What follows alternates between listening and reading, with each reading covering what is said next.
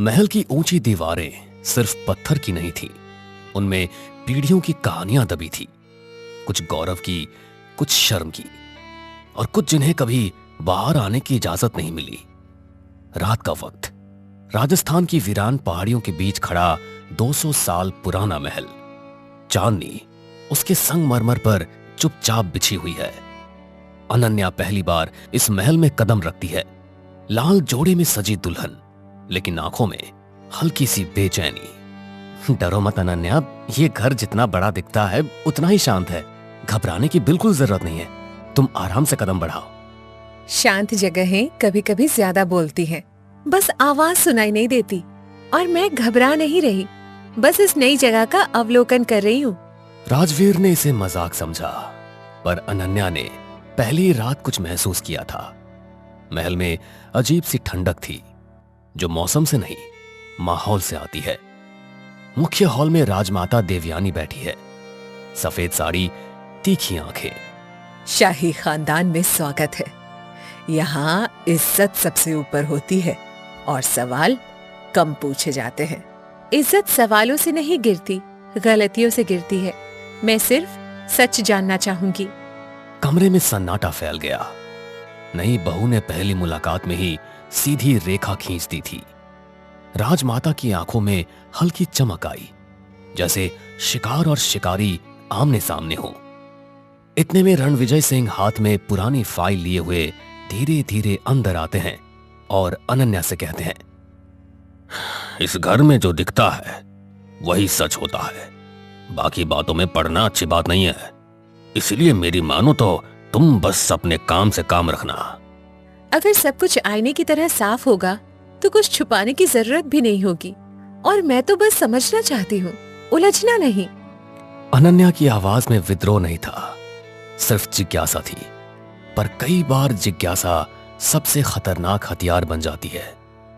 रात गहराती है और अनन्या अपने कमरे में अकेली बैठी है। कमरा आलीशान था। सुनहरे पर्दे, झूमर, भारी पलंग, पर एक कोना थोड़ा अजीब था। दीवार पर पुरानी तस्वीर थी जो टेढ़ी लटकी हुई थी।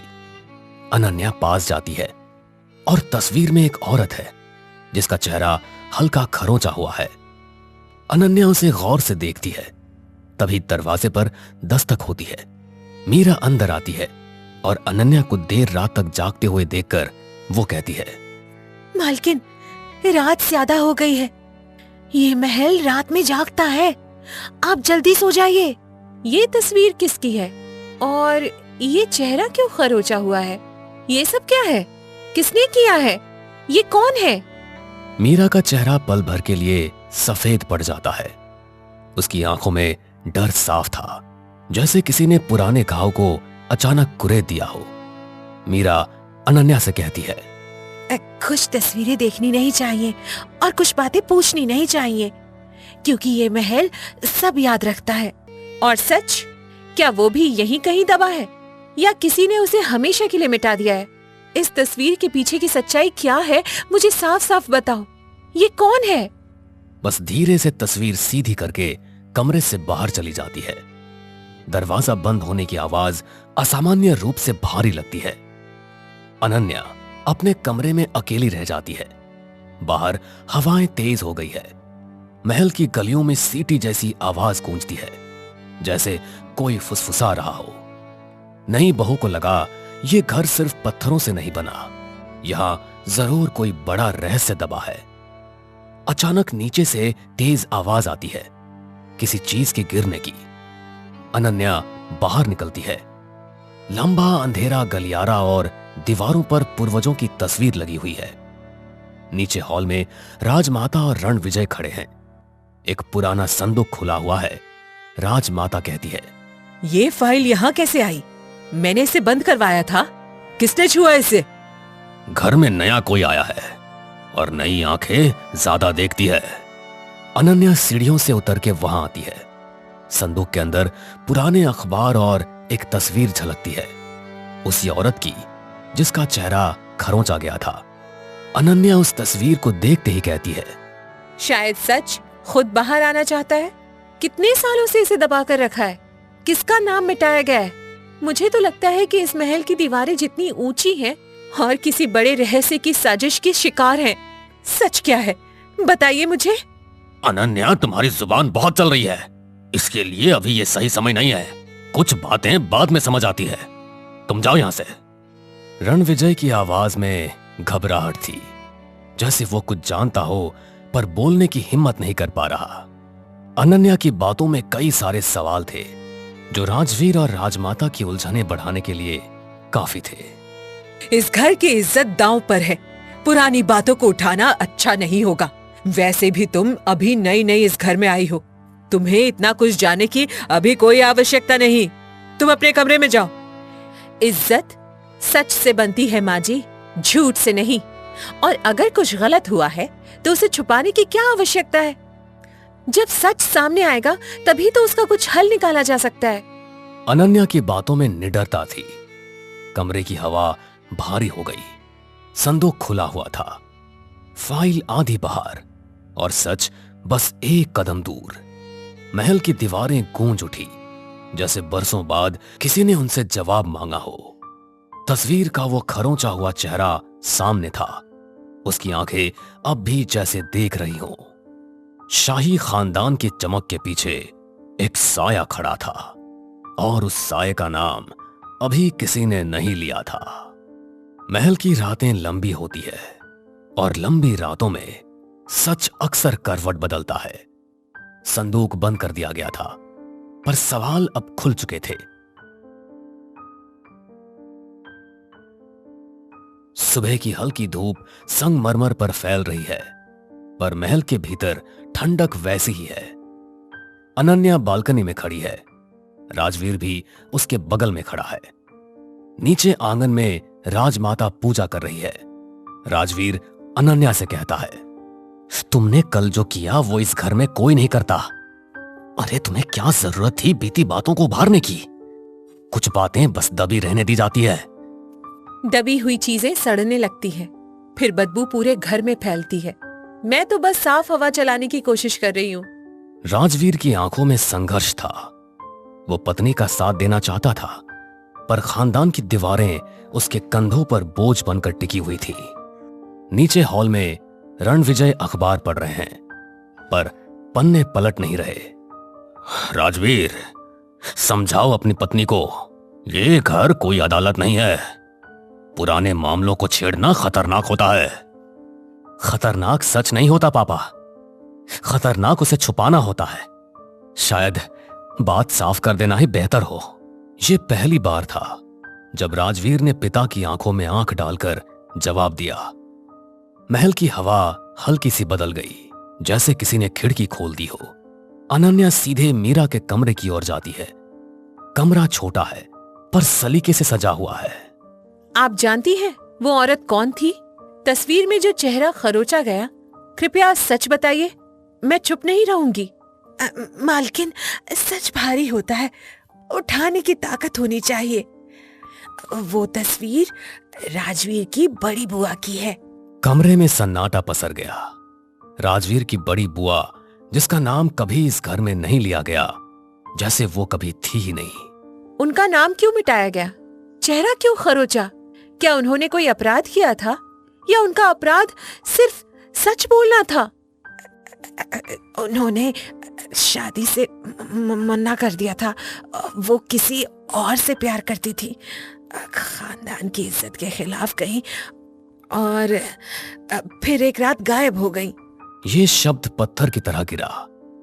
महल की दीवारें जैसे कांप उठी। इतिहास ने अपना पहला पन्ना खोला था। अनन्या की सांसें तेज हो जाती है।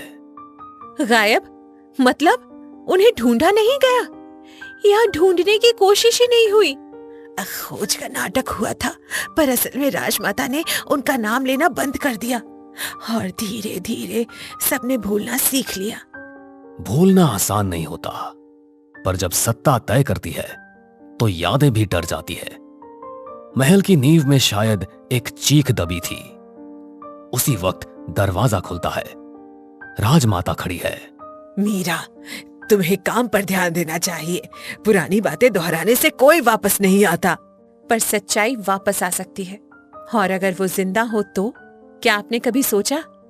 राजमाता की आंखों में पहली बार हल्की घबराहट चमकी, जैसे किसी ने बंद दरवाजे पर जोर से दस्तक दे दी हो।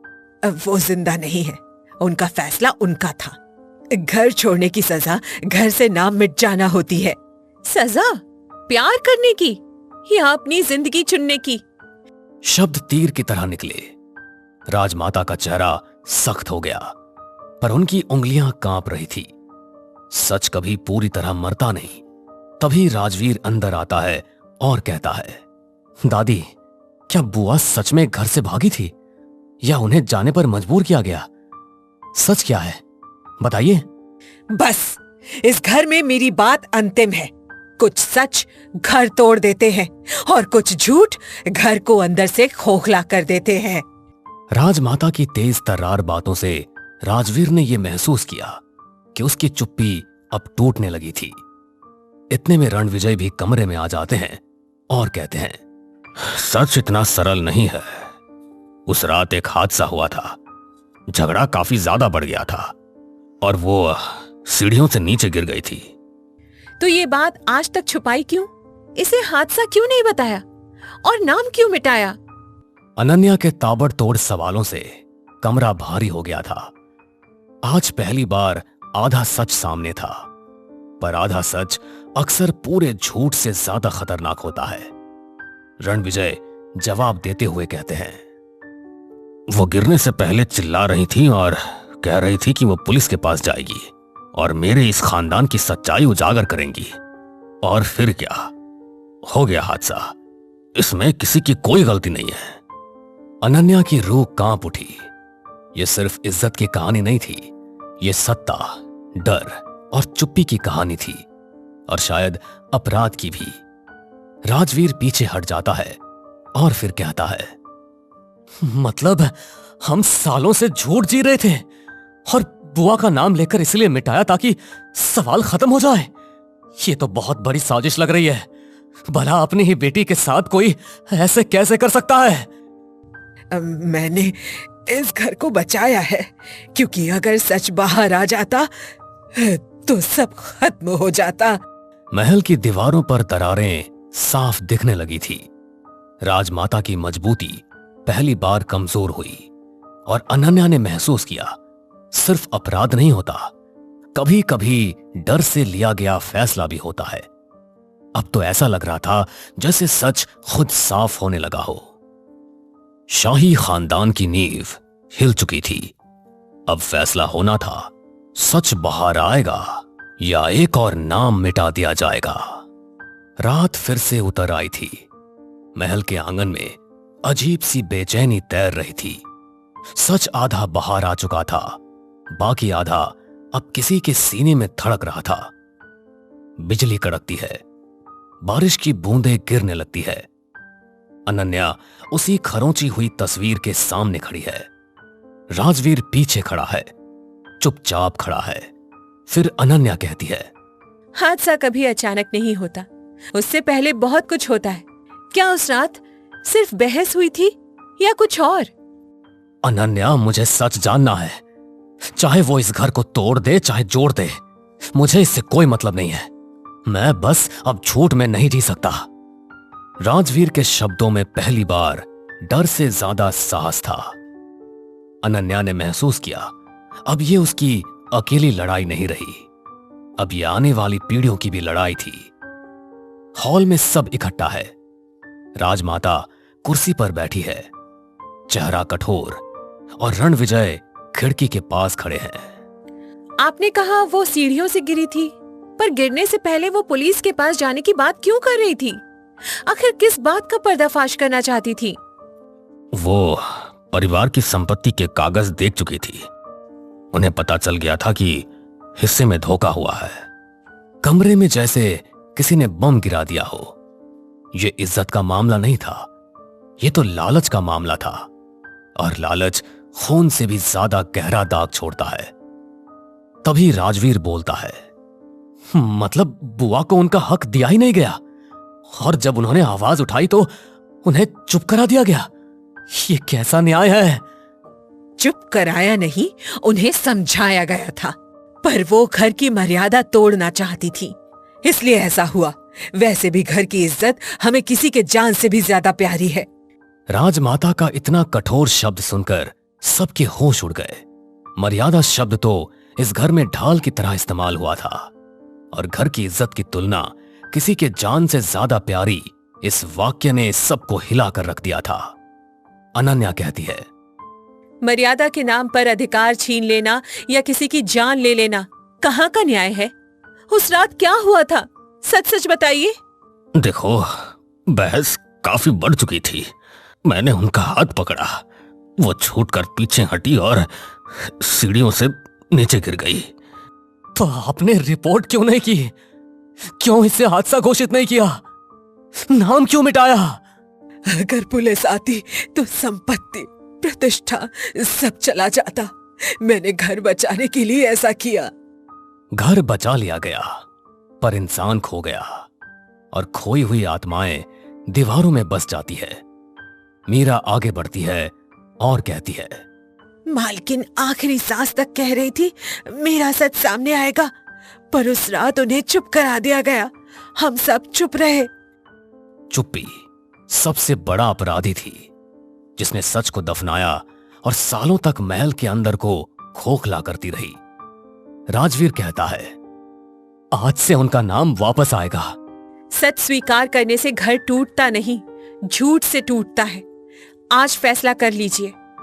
राजमाता की आंखों में हार नहीं थी, बस थकान थी, सालों तक सच को दबाने की थकान। ठीक है, कल पुलिस को बयान दिया जाएगा और उनकी संपत्ति का हिस्सा उनके नाम से ट्रस्ट में चला जाएगा। मैंने बहुत साल झूठ को छिपा लिया, अब और नहीं, मैं गवाही दूंगा। सदियों पुरानी दीवारें आज पहली बार शांत थी। राजसी शान अब भी थी, पर उसके नीचे छुपा अंधेरा उजाले में बदल चुका था। सच ने इस खानदान को तोड़ा नहीं, उसे साफ किया, और हवेली जो सालों से फुसफुसा रही थी, आज पहली बार खामोश होकर मुस्कुरा रही थी।